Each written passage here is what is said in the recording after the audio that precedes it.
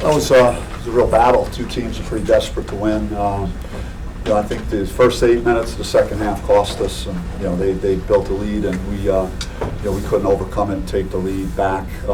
Even though the guys out there were fighting like heck and scrambling and trying to make plays, but yeah, we just didn't defend. Bartholomew hurt us in the second half.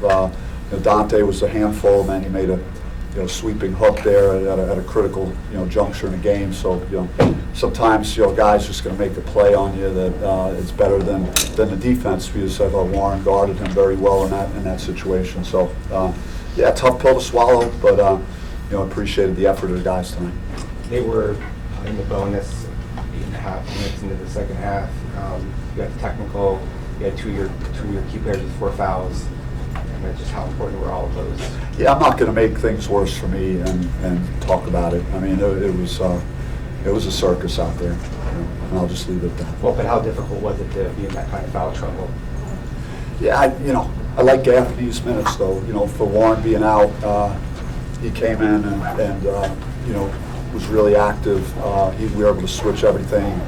We started playing defense the way we're capable of in those minutes, so we overcame that. Devins, I would have liked to see him out on the floor there at that point. I think with like 6.5 minutes, I didn't want to have to take him out. So certainly foul trouble, impacted the type of lineups that we had out there. But you were down 12 or whatever it was, and then came back. Did the energy seem to kind of lift after all that sequence?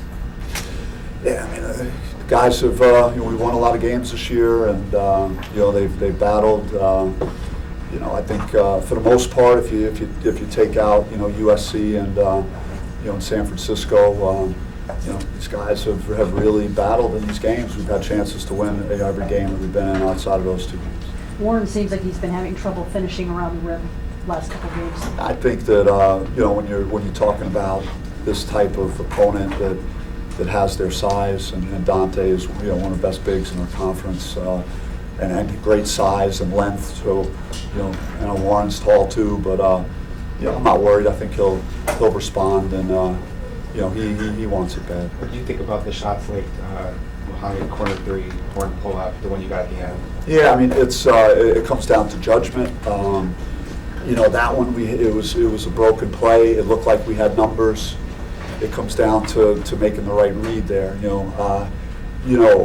If you do it all over again, I think Luther just checked in, so I don't know if that would have been the option, but he was open on the pass, so and he had made some shots in the game. So, I mean, you live with it. I thought I wanted DJ. DJ's shot, I didn't have an issue with it. I think he overarched it, and obviously in the last 8 seconds, we needed to get a 3 at that point, and I thought Dez had a clean enough look that you could live with that.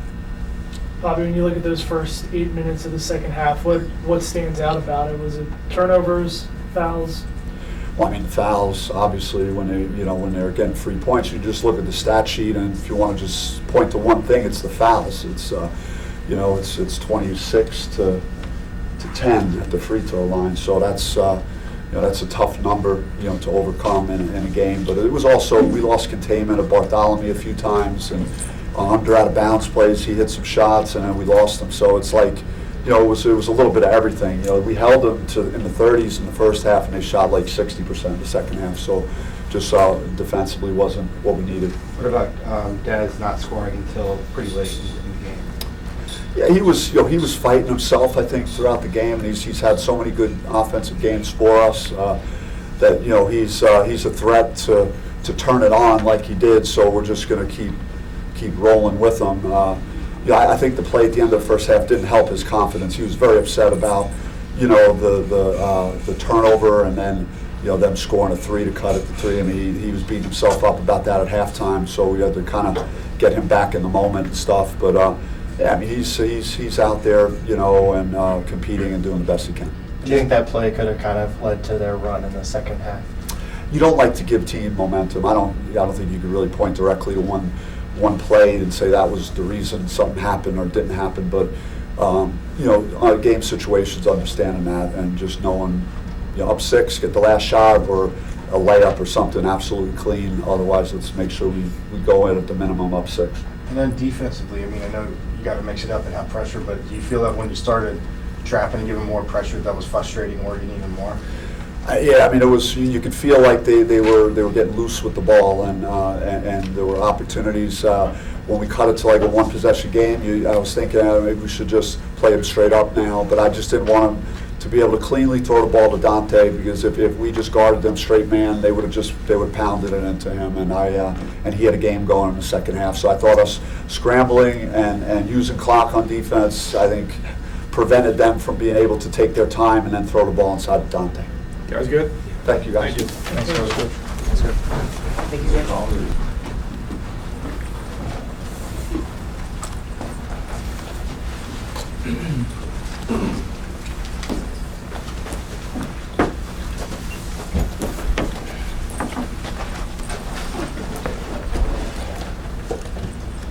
Questions for DJ?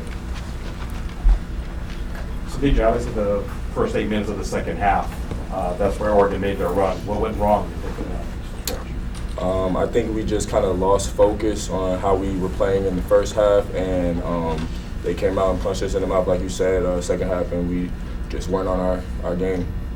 Did the number of fouls called in a period of time kind of get to you guys or leave you a little flustered at all? I definitely did feel like the refs had a big hand in this game as far as the whistle, but I just felt like, we got to play better as a team. You can't, just sit here and point the finger at the refs, even though, you guys saw what was going on out there, but we just got to be better.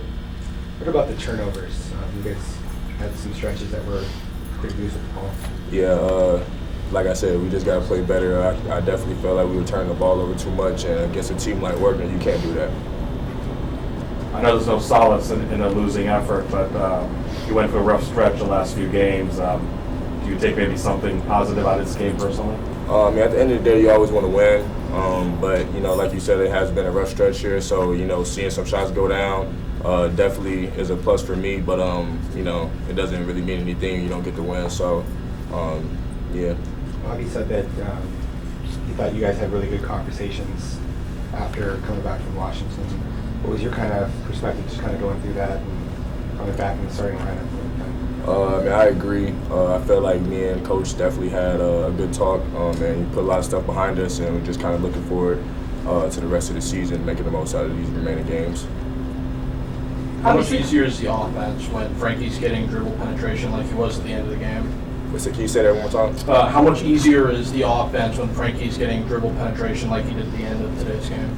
It's a lot easier. It takes the pressure off really all the other guards, especially like me and Dez, shooters. We could just play off Frankie and try to find open spots for him to get us the ball and just catch and shoot. So it's a lot easier. Anything else?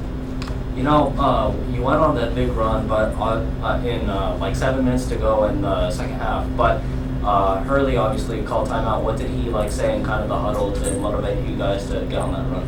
He was just telling us keep playing, man. The game's not over till we hear that final buzzer. And the way things was going, we were starting to get steals. He saw that they were kind of getting antsy and turning the ball over a little bit, so he was just telling us to keep that pressure up. Really, that was like the identity of our team. So he just kept saying, "Be us."